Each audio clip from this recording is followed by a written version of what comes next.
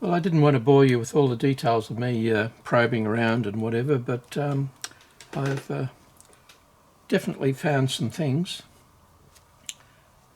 First off, R309 just fell out, therefore that is the current feeding the BIOS oscillator, and it has two transistors which flip-flop or oscillate, and part of that bistable operation is two capacitors that go from the base to the collector of one and then base of the other to the collector of the other one. And guess what? One of them is dead short. The dreaded orange capacitors.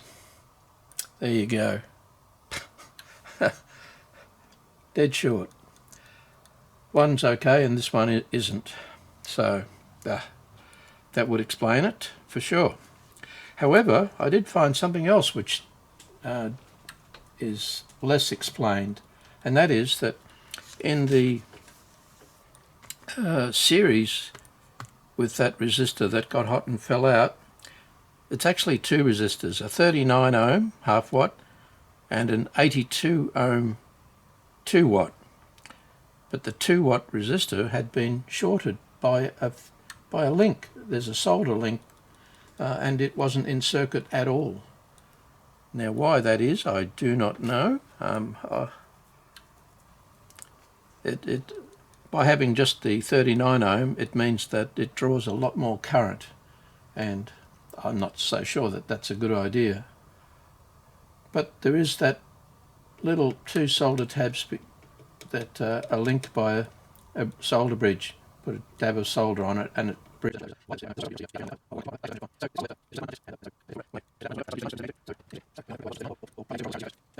It's hard to see how anyone would purposely bridge that. So more than likely the R309, the 39 ohm, was meant to be the only one. So yeah, more I think about it. But anyway, that feeds the bistable. I have to find a suitable capacitor in the meantime. I do have a swag of polyprops coming as a kit. There's about 30 of them to replace all of them, and I think this has sort of said, yeah, it's time. So may not do it straight away, I might do it later when I have my workshop. I guess when the machine is, what now, close to 40 years old, things happen. I might just temporarily use both resistors in series just to make sure that all is well, and I'll put a oscilloscope on here to see if I'm getting any oscillations and what level I'm getting, and then I may bridge out the 2 watt resistor and just have R309 in place. So shorted capacitors. Right, I'll see you in a while when I've done some more. I've soldered the two resistors back in, R309 and R310. Now use a cotton bud with a bit of alcohol and clean away the flux. Alcohol is normally sufficient to clean these things. Pure ethanol works well, but isopropyl alcohol is adequate. Oh, the oscillator seems to be working. I'm getting 102 kilohertz signal, so it is oscillating now. Oh, that's good. Yes, okay, the BIOS oscillator stops when you press stop. That's fine. Now, record head. How do we get to that? Well, whatever it is, it's not working. So, alright, there's more to the story then. At least I've got the oscillator working. But that's not the end of the story. So, now are we getting BIOS to the array set? Only one way to do that, and that is to try and erase the tape. Alright, I've got a tape here with one track on it.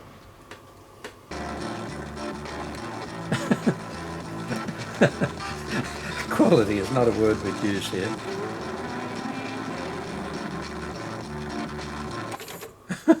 Well, I hope we can erase that. Actually, there's nothing coming off the tape. That's a good sign. Alright, let's stop. That's 43. Let's go back a bit. Right, 10, 11. So at 43, I'm hoping that the music will start up again. If that happens, then that means the erase head is working. 30. 1, 2. Yes! Okay, the erase head is working. Okay, that's something. So what this leads us to is that there is something wrong with the recording side of it. Oh, naturally. Now, it could be that the bias just isn't getting to the record head. Now, what I'm hoping against hope is that it's not a faulty record head. If it is, well then, well, that's going to be very sad. But we're not there yet. Not there yet by a long shot. Right, now what I need to do is to now probably put a tone into the input and trace it through from the input to the head and see where it's stopped. That's the plan.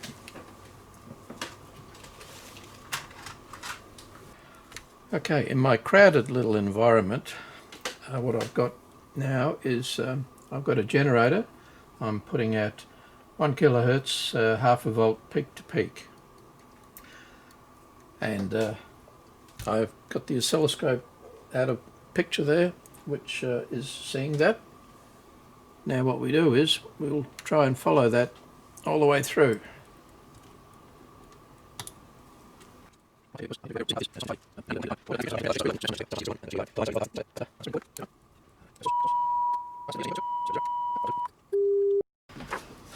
I've had a bit more of a think, and there's not a lot more to it really, unfortunately. I haven't got into the azimuth circuitry yet, but I think I need to be able to get the audio recording to be well, sound half decent, and it's still, I think, a matter of the bias. So what I'm going to do is check the output out of the oscillator transformer, because I was only checking on the primary side before, and it may or may not be actually outputting anything. I mean, it could be that C304 on the output is shorted. Who knows?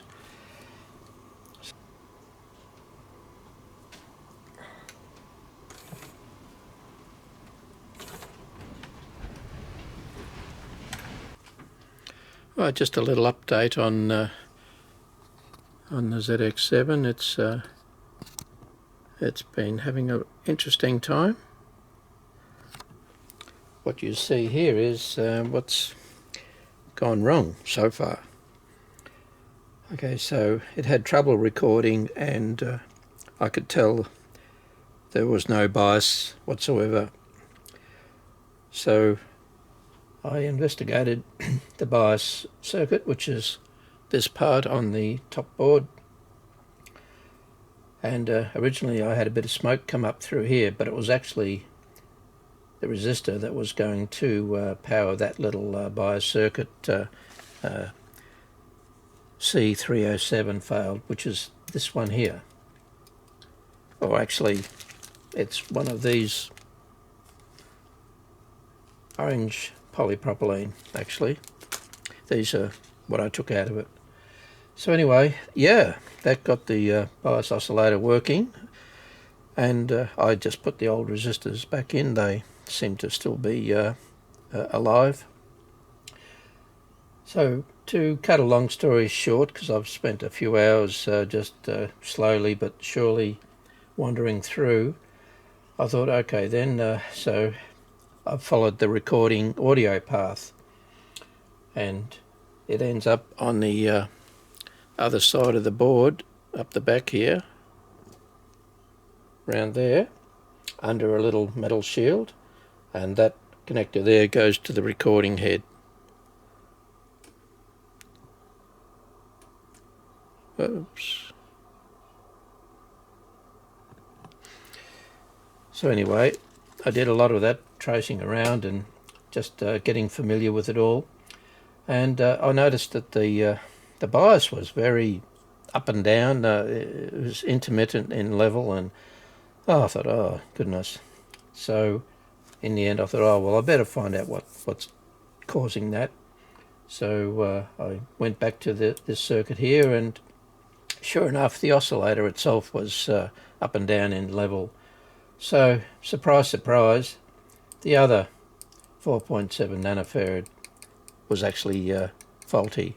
It wasn't short like 307, but C306 was must have been intermittent, because as soon as I replaced it, the level was stable.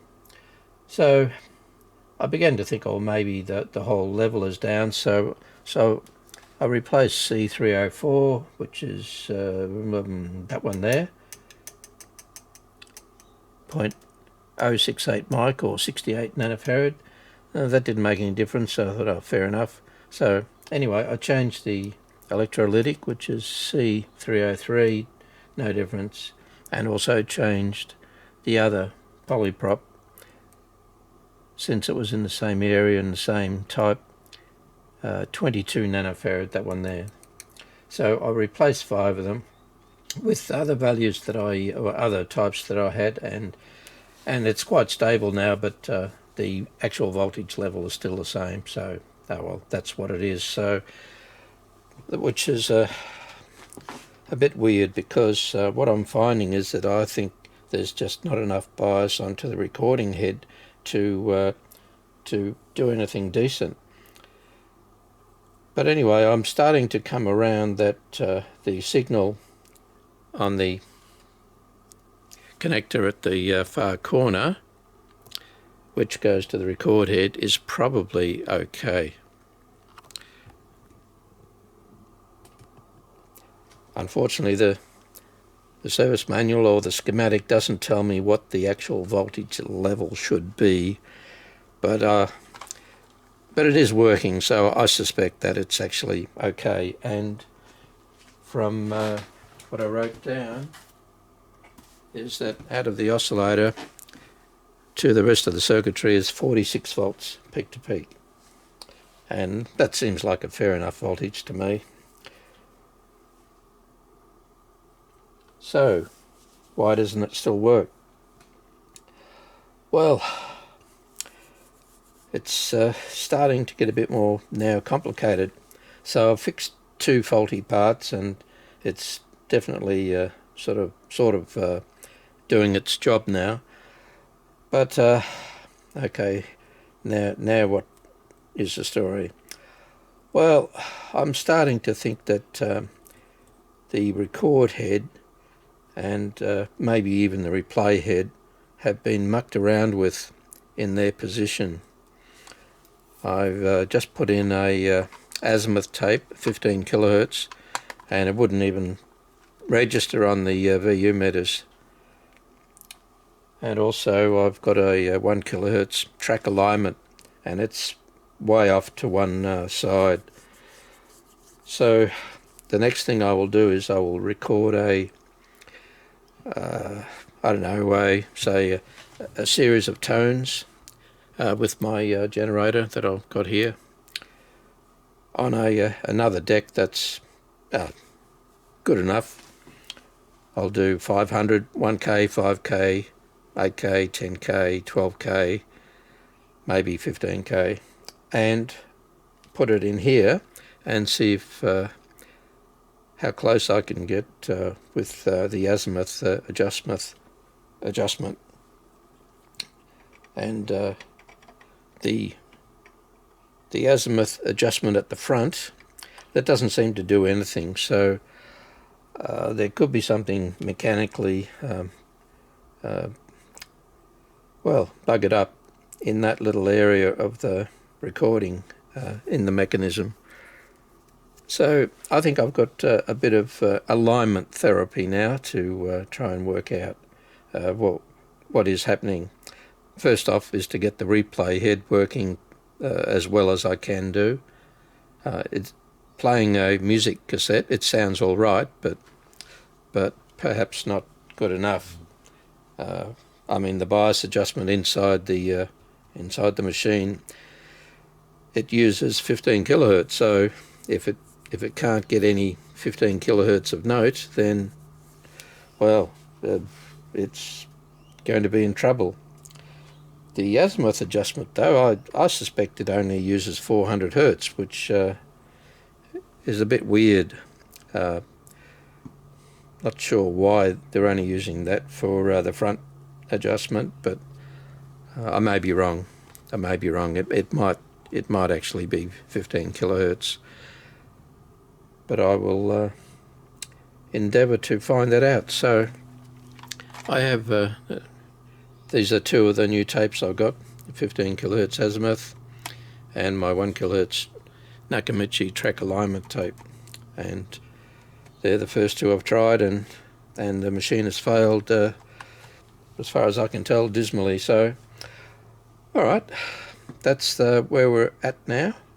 So I'm off to have some dinner and maybe a beer and relax for the rest of the evening and read up on how I'm going to approach it next. Probably well, I'll see how I go with adjusting the height and the azimuth at the front, that mechanically adjust those things in the mechanism. First off, as I said, to get the replay head playing right and azimuth right. And go from there. As I've said before, small moves, Ellie, small moves. Alright, I'll get back to you maybe tomorrow. Bye.